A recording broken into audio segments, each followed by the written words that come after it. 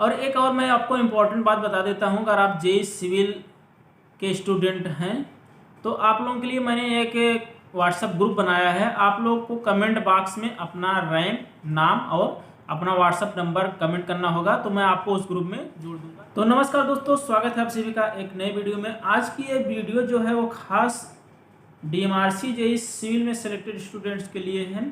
अगर आप किसी और पोस्ट के लिए सिलेक्टेड हैं और आपका डीबी और मेडिकल होने वाला है तो आप भी ये वीडियो देख सकते हैं, आप चाहे जिस ब्रांच से हों।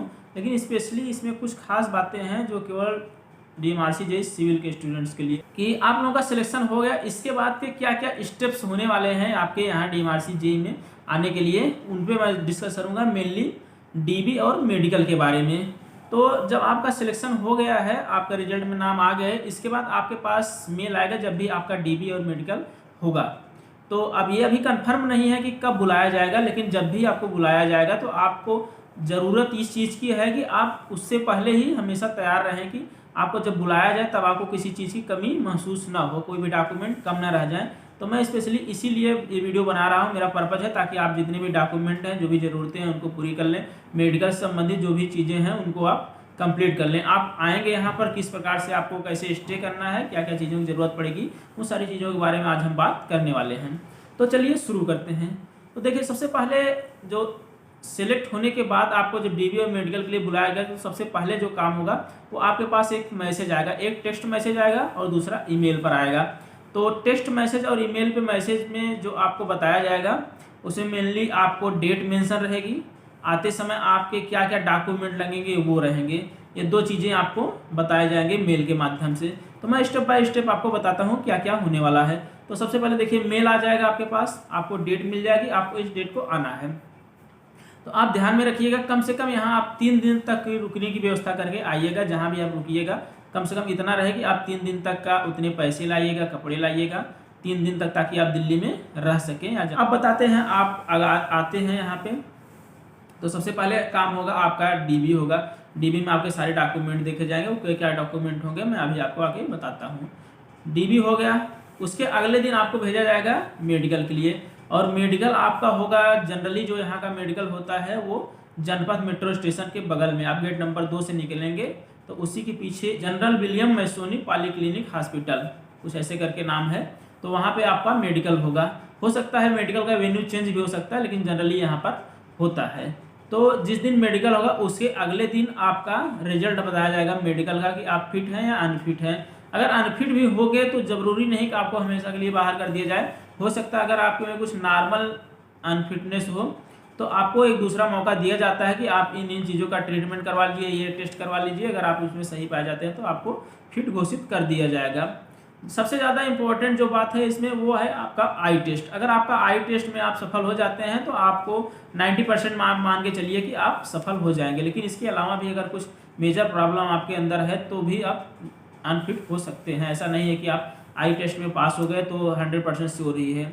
तो आप 100% तो नहीं कर सकते, लेकिन 90% आप श्योर रहेंगे कि अगर आई टेस्ट में आप पास हो जाएंगे तो आप पास हैं। और आई टेस्ट में भी जो प्रोविज़न रखा गया है वो आपका आई टेस्ट में, जैसे मेरा भी ग्लास लगा हुआ है तो मैं भी ग्लास लगाता था, लेकिन मेरा जो पावर है वो 2 डायोप्टर से कम है। तो अगर आपका पावर जो है ग्लास का वो 2 डायोप्टर से कम है, प्लस में या माइनस में, तो आप पास हो जाएंगे, आप फिट हो जाएंगे आई टेस्ट में, आपको कोई समस्या नहीं होगी।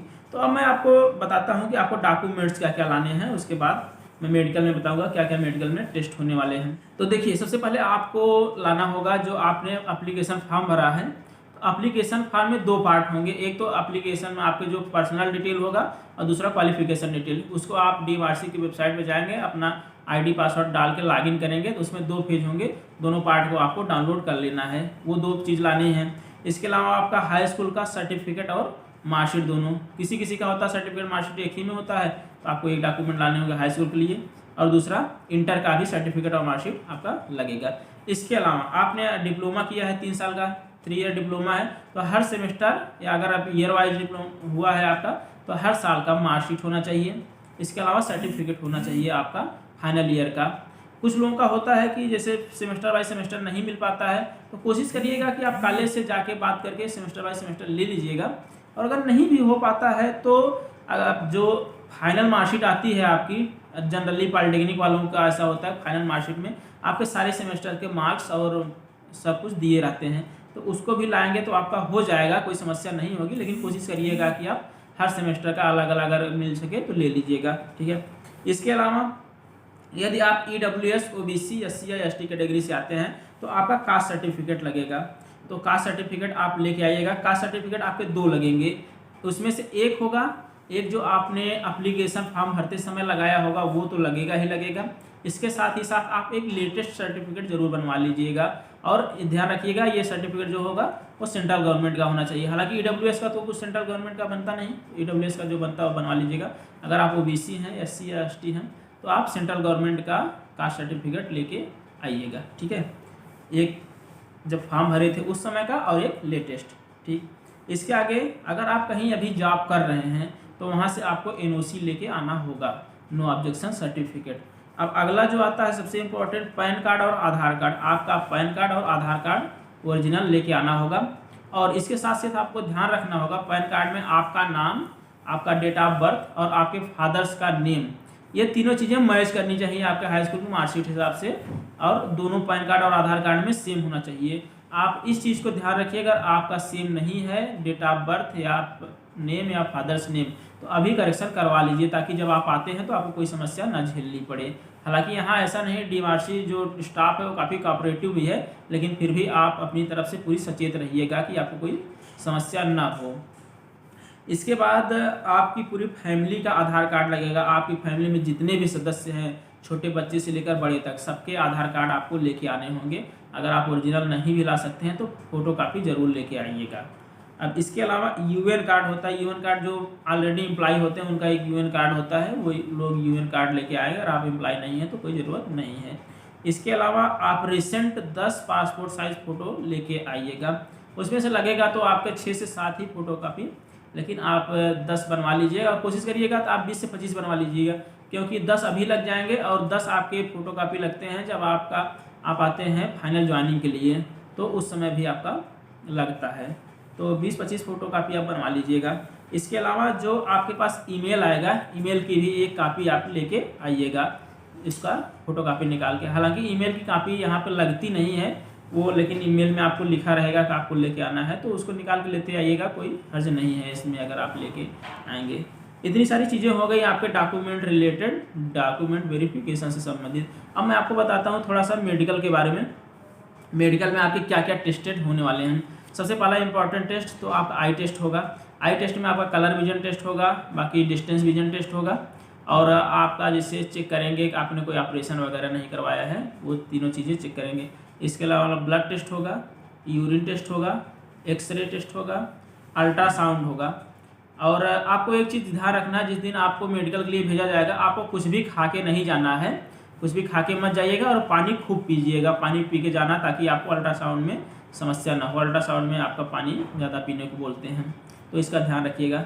इसके अलावा आपका ECG टेस्ट होगा, ब्लड प्रेशर टेस्ट होगा, और हाइट, वेट और चेस्ट टेस्ट होगा। हाइट वेट बस नॉर्मली टेस्ट करते हैं, इसके लिए ज़्यादा कॉन्शियस रहने की ज़रूरत नहीं है।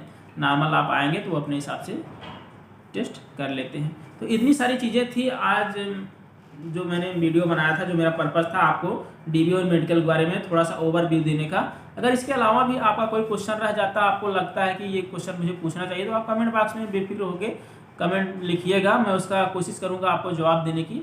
और जहाँ तक बात रही, सबसे जो खास बात आपके मन में आ रही होगी कि मेरा मेडिकल डेट या DB का डेट कब आएगा या कब उसके लिए मेल आएगा, तो देखिए मैं एक साफ आपको बता दूं, इसके बारे में अभी किसी को भी पता नहीं है कि कब आपका आएगा।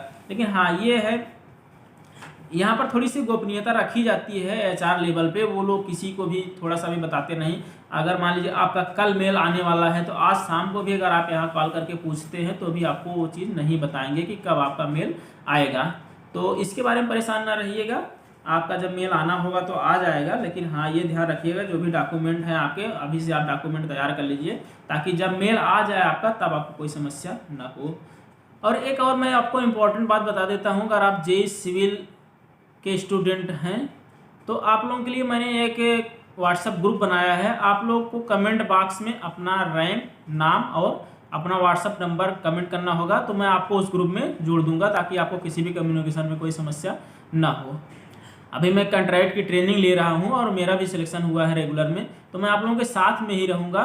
तो आप लोगों को किसी भी चीज़ के बारे में अगर कुछ भी जानना हो तो मुझे मैसेज करिएगा, मैं आपको हर चीज़ का जवाब दूंगा, कोशिश करूंगा हर चीज़ का जवाब देने की। तो आज की वीडियोस यहीं पर समाप्त करते हैं, मिलते हैं आपसे नेक्स्ट वीडियो में, तब तक के लिए जय हिंद।